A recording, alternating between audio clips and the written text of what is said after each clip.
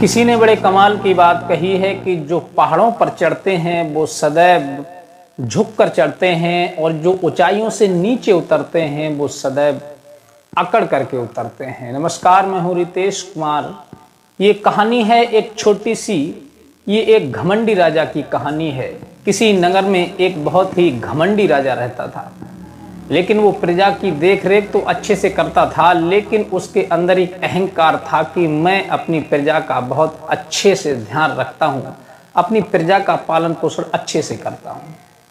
तभी कहीं से घूमते हुए एक सिद्ध पुरुष जो महात्मा होते हैं, संत होते हैं, वो कहीं से घूमते हुए उसी राजा के महल में पहुंच गए और उन्होंने जाकर के अपना उसी राजा के नगर में जाकर के अपना आसन लगा लिया और वहां बैठ गए। लोग जो थे वो धीरे धीरे उनके पास आने जाने लगे, अपनी समस्या का समाधान करवाने लगे। धीरे धीरे वक्त बीतता गया, वैसे ही उस संत के पास बहुत ज़्यादा संख्या में भीड़ एकत्र होती गई और वो अपने प्रयास से, अपनी तपोबल से, अपनी सिद्धि से लोगों की समस्या का समाधान भी करते थे।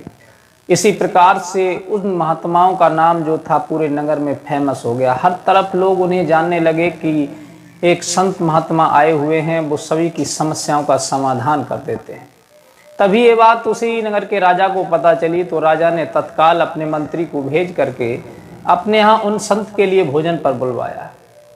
तब वो संत जो थे राजा के बुलाने के अनुसार महल में पहुंचे। तब राजा ने बड़ा ही सत्कार स्वागत किया और बड़े ही आदर सम्मान के साथ उन महात्मा के लिए भोजन परोसा। और भोजन खाने के बाद में जैसे ही वो महात्मा जो थे वहां से चलने लगे, तब महात्मा से राजा ने कहा कि श्रीमान महाराज, मैं आपको कुछ देना चाहता हूँ, कुछ दान करना चाहता हूँ। आपकी जो श्रद्धा हो, जो इच्छा हो, वो आप मुझसे मांग लीजिए, मैं आपको वही वस्तु प्रदान कर दूंगा, क्योंकि मैं यहाँ का राजा हूँ और मेरे लिए कोई भी चीज़ असंभव नहीं है। जो आप कहोगे बस वही वस्तु आपको प्राप्त हो जाएगी। राजा की बात सुन करके महात्मा जो थे वो रुक गए और सोचने लगे कि मालूम पड़ता है कि ये राजा बहुत ही अहंकारी और घमंडी है। ये अपने आप को बहुत बड़ा पैसे वाला और बहुत चतुर समझ रहा है। मुझे लगता है कि इसका अहंकार दूर करना चाहिए। उसी वक्त राजा से महात्मा कुछ बोल नहीं पाए। तभी राजा ने क्या किया, अपने नौकर को आदेश दिया और महात्मा की जो कमंडलियां थी वो सोने के सिक्कों से भर दी। संत महात्मा कहने लगे, राजन, मैं उनमें का महात्मा नहीं हूं जो मैं लालच की वजह से तुम्हारे द्वार पर आया हूं, और मुझे लालच की जरूरत है, मुझे धन की जरूरत नहीं है, तुम्हारे पैसे की जरूरत नहीं है, मैं लालची नहीं हूं। अगर तुम मुझे कुछ देना चाहते हो तो बस एक वस्तु दे दीजिए। अगर आप मुझे कुछ देना ही चाहते हो तो जो आपकी सबसे प्रिय वस्तु है, जिसे आप सबसे ज्यादा चाहते हैं, जो आपके करीब ज्यादा रहती है, वो वस्तु आप मुझे दे दीजिए। महात्मा की बात सुनकर के राजा को समझ नहीं आया कि आखिर ये क्या मांग रहे हैं। जब वो कुछ समझ नहीं पाए तब राजा ने कहा, राजन, मैं कोई लालची नहीं हूँ, तुम्हारे धन की जरूरत नहीं है, ना मुझे तुम्हारे इस महल की जरूरत है, ना तुम्हारे राज की जरूरत है। मुझे बस वो वस्तु चाहिए जो सदैव आपको सत्कर्म करने से रोकती है और सत्कर्म के बीच में आ जाती है।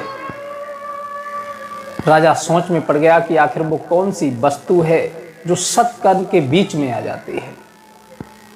राजा कुछ देर सोचता रहा। उसके बाद महात्मा ने कहा, चलो कोई बात नहीं, मैं ही बता देता हूं कि राजन, अगर आप कुछ चीज दान करना चाहते हो तो अपना अहंकार दान कर दीजिए।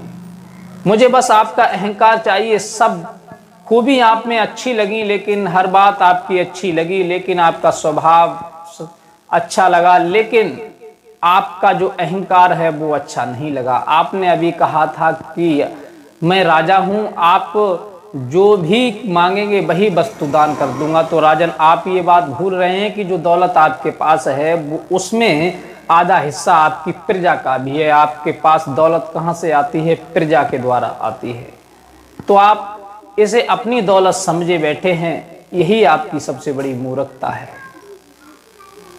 लेकिन आप अपना अहंकार मुझे दान कर दीजिए। तुम नहीं जानते राजन, अहंकार के चलते इंसान का वास्तविक जो रूप होता है वो ढक जाता है, हकीकत रूप नहीं दिखाई देता।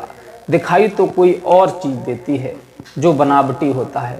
अहंकार आने के बाद में इंसान का पतन शुरू हो जाता है और वो सत्कर्म से दूर हो जाता है और दूसरे के प्रति वो भला भी करने का प्रयत्न करता है, फिर भी वो भला नहीं कर पाता, क्योंकि उसके सामने अहंकार जो होता है, अहंकार आगे बढ़ता है और अहंकार के द्वारा दिया गया दान सफल नहीं होता, अहंकार के द्वारा की हुई मदद भी सफल नहीं होती। इसलिए इंसान को, राजा के लिए तो विशेषकर अहंकार से दूर रहना चाहिए और अहंकार को तज देना चाहिए, क्योंकि अहंकार जो होता है वो इंसान के गुणों को छुपा देता है, गुणों को छुपा देता है और अवगुणों को उजागर कर देता है। इसलिए हमेशा अहंकार से दूर रहना चाहिए। तो साथियों, इस वीडियो से यही सीख मिलती है कि आप चाहे कितने भी पैसे वाले हो जाएं, कितने भी दानी हो जाएं, कितने भी बलवान हो जाएं, लेकिन कदैव भी आप अहंकार मत कीजिए। अहंकार आने के बाद में आपके अंदर जो सद्गुण हैं, सद्विचार हैं, जो अच्छे